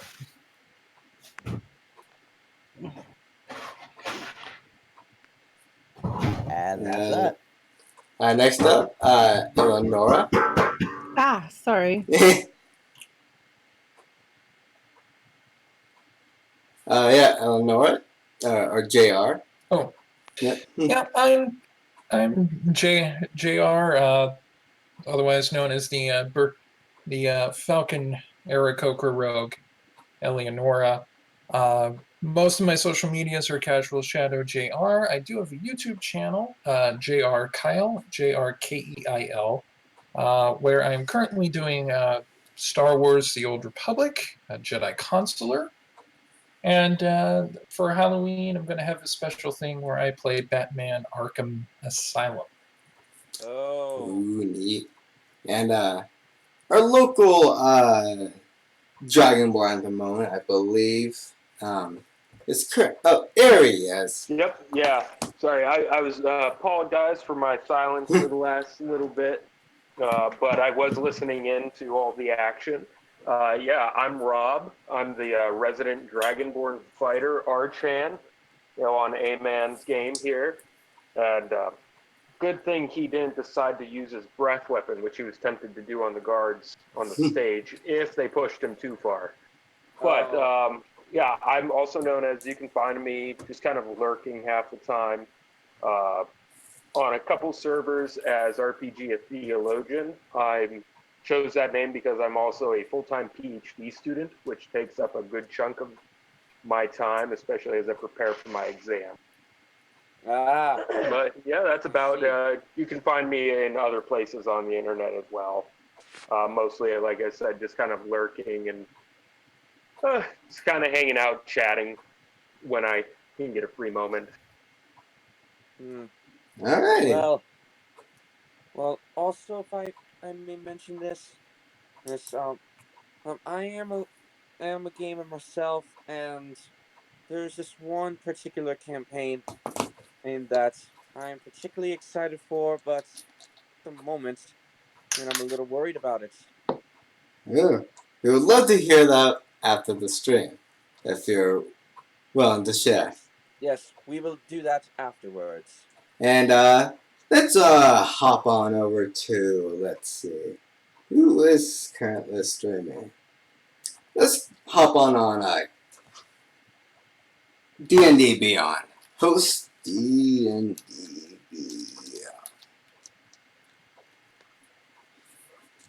It should be sending you guys that way.